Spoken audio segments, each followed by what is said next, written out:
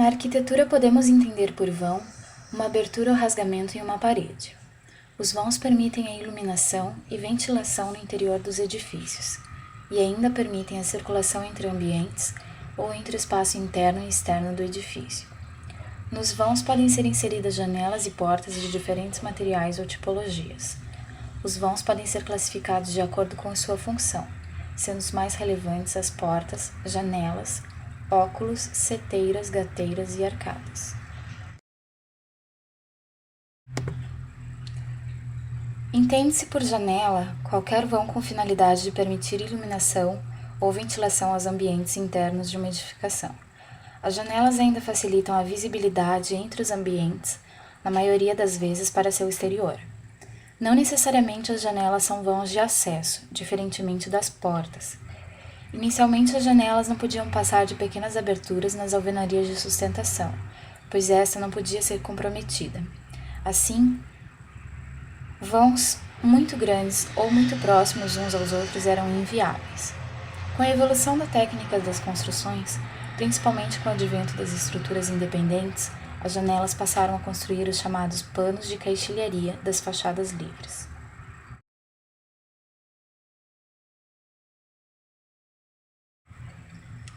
As portas possuem a peculiaridade de permitirem acesso entre os ambientes e entre o espaço interno e externo da edificação. Elas são rasgadas nas paredes até o nível do pavimento. Quando há um conjunto entre portas e ornamentações que a envolvem, denomina-se portada. As portadas são encontradas mais comumente em igrejas e edificações civis de maior importância.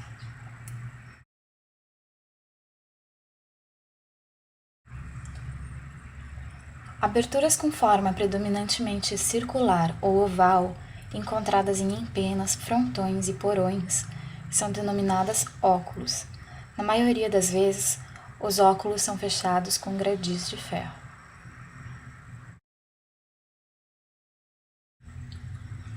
Na arquitetura militar, surgiram aberturas que permitiam a defesa dos edifícios com o nome de seteiras. Através dessas aberturas, era possível a vigia e tiros para além da edificação. Como o próprio nome revela, as gateiras deixavam livre a passagem dos gatos para o interior ou exterior do edifício. Reconhece-se uma gateira quando se identifica uma abertura estreita, de forma retangular e sem fechamento, aos pés da edificação ou porão. Quando se observa uma galeria ou passagem composta por uma sucessão de arcos, identifica-se uma arcada. As arcadas são encontradas principalmente em edifícios de caráter religioso. Os principais elementos compositivos dos vãos de portas e janelas são as vergas, ombreiras, peitoris ou soleiras. As ombreiras são peças verticais apoiadas no peitoril ou soleira que sustentam as vergas.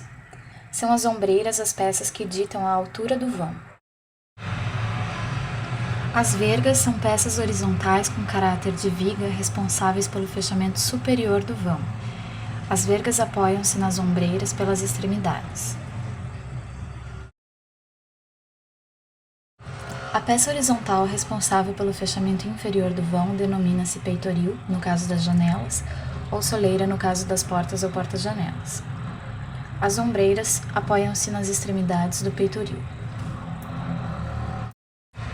No período em questão, os materiais mais utilizados para a execução das principais peças construtivas, tais quais vergas, ombreiras, peitoris e soleiras, foram a madeira, que podia ser em seção quadrada e maciça, a pedra, em lancio, em cantaria ou encilharia, e massa para compor o enquadramento.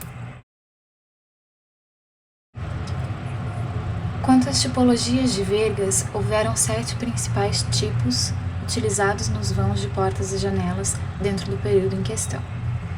No período compreendido entre 1500 e a segunda metade do século XVIII, praticamente só haviam portas e janelas com vergas retas.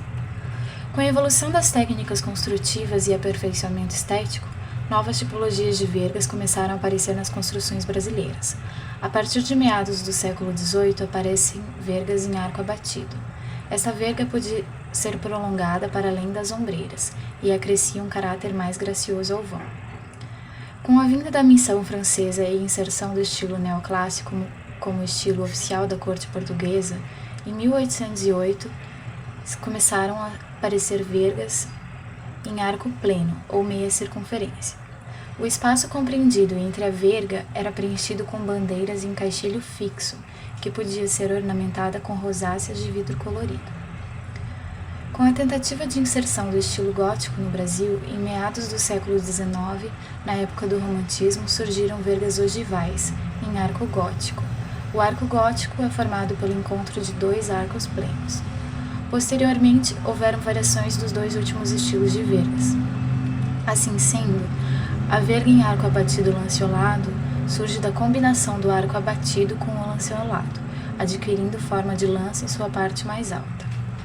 Típicas dos chalés do fim do século XIX, as vergas triangulares surgem da união de dois segmentos de reta inclinados. Assim, como nos dois últimos exemplos, vãos com esse tipo de verga podem ter bandeiras, mas neste caso triangulares. A última variação encontrada é a verga em arco de 3 centros.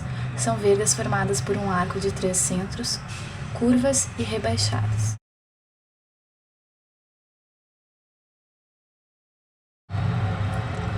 As janelas diferenciam-se quanto a seu rasgo na parede, podendo ser de peitoril, as mais comuns, com vão em peitoril cheio.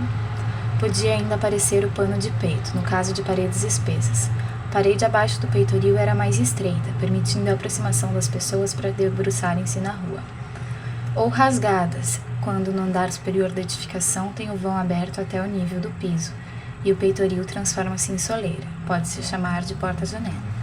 As janelas rasgadas só podiam ser encontradas em ocasiões onde a parede fosse espessa. O rasgo do vão dificilmente era normal ao alinhamento da parede. Para se permitir maior entrada de luz solar para dentro do edifício, se faziam rasgos em chanfros, nas diagonais. Ao chanfro sobre a verga dava-se a nominação de voo do sobrearco ou voamento. Elas podem possuir ou não sacadas. Há 3 tipos principais de sacadas. A sacada entalada, quando não há base em balanço, ela recebe só um parapeito, ou grade, de proteção denominado guarda-corpo. Existe a sacada de púlpito. Surge aí a bacia ou concha em balanço, e a grade apoia-se nessa nova estrutura. Essa tipologia permite que o usuário saia para o lado externo da edificação para observar a rua. A última tipologia de sacada é o balcão corrido. Acontece o balcão corrido no caso de janelas muito próximas. Assim, estende-se o balcão entre as janelas, formando uma sacada única contínua. Podiam haver ainda janelas de assento, que levavam em balanço ou apoiados no piso, bancos revestidos em cantaria, lajes ou tábuas, denominadas conversadeiras. Haviam janelas de canto, como as bow windows inglesas. Eram janelas em ângulos nos cantos da edificação, geralmente com função de vigia. Ainda existiam as janelas duplas.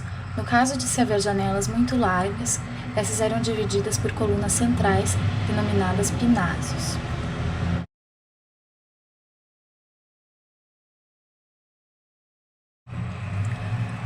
Atualmente, a maneira mais comum de se fazer o fechamento de um vão de janela é através de vidros. Porém, o vidro anteriormente ao século XIX era absolutamente oneroso. Como então eram feitos os fechamentos dos vãos? Na maioria das vezes eram feitos de madeira, em algumas delas reforçadas com ferro, como em cadeias, por exemplo. Ao fechamento em madeira, em forma de folha, dá-se o nome de tampão ou escuro. A folha de escuro impedia a entrada de luz natural e chuva para os interiores dos ambientes. O ponto negativo é que se obrigava o uso de iluminação artificial enquanto as folhas de escuro estivessem fechadas. Os fechamentos gradeados eram muito comuns. Podia ser feito com balaústres de seção quadrada, que eram mais comuns, típicos da arquitetura bandeirista, de madeira com quina voltada para o exterior. Podiam ser torneados, em edifícios de maiores recursos, ou com grades de ferro, no caso das cadeias principalmente. Os fechamentos gradeados não impediam a entrada da chuva e luz natural. Caso isso fosse necessário, se sobrepunham fechamentos gradeados a fechamentos de escuro. Por fechamentos rendados, entende-se que eram feitos em madeira recortada, com notável origem árabe. As treliças eram muitíssimo utilizadas também, formadas pelo cruzamento ou sobreposição em sentidos contrários de réguas de madeira, fasquias ou taliscas. O cruzamento podia ser normal, em malhas quadradas ou em diagonal, formando malhas em losângulos concêntricos. Nesse último caso, podia haver o arremate à almofada central em ponta de diamante. Muitas vezes a treliça era colocada não alinhada ao vão, mas sim em caixotes sobrepostos externamente a ele. Haviam dois tipos de caixote: as gelosias, que se abriam horizontalmente, e as rótulas, que se abriam verticalmente. A mais famosa gelosia é encontrada na casa de Chica da Silva em Diamantino, citada no livro sobre Vila Rica de Silva de Vasconcelos. A gelosia da casa de Chica da Silva é geminada com bandeira e almofadas. Utilizava-se frequentemente a urupema, um elemento de vedação feito com treliças de taquara ou palha. As urupemas têm claramente origem mourisca, proporcionavam proteção ao sol e impediam o devassamento do interior do cômodo. Na maioria das vezes não ocupavam toda a extensão do vão. Se fazia também um anteparo saliente treliçado em frente às janelas, chamado muxarabi, que permitia-se observar a via pública sem ser observado. O muxarabi fornecia privacidade e intimidade familiar, principalmente às mulheres, e fornecia sombra ao interior do ambiente. São elementos de forte influência árabe também. Não se utilizou praticamente muxarabis, gelosias e rótulas a partir do século XIX, pois foram condenados pelas autoridades da época. Dom João VI tentou limpar as cidades de influências mouriscas nas fachadas, e além disso, observou-se que tais elementos prejudicavam as residências no que se diz respeito à salubridade e higiene. Ao final do século XVIII, houveram as primeiras utilizações do vidro. No ano de 1752, foi utilizado o vidro para os óculos da Igreja Matriz de Mariana, e logo em seguida, em 1756, para as janelas do Palácio de Vila Rica. Gilberto Freire, em seu livro Sobrados e Mocambos, cita que o vidro difunde-se vastamente na arquitetura residencial mineira, embora dependesse de verdadeiras audácias de transporte através de caminhos horríveis e de grandes despesas também, o que não impediu sua aplicação. Nos sobrados e nas casas grandes das fazendas de São Paulo e Minas, as regiões mais em contato com a Europa. Os caixilhos de vidro eram subdivididos por pinásios, formando geralmente 6 a 9 retângulos, ou reticulados, formando desenhos variados. Foram, a princípio, utilizados em janelas de escuro. Quando em vergas curvas, o caixilho superior deveria ser fixo. Nas bandeiras apareciam desenhos diversos, formados pela disposição dos pinásios, pintados em tinta branca, ou já no final do século XIX, jateados com areia.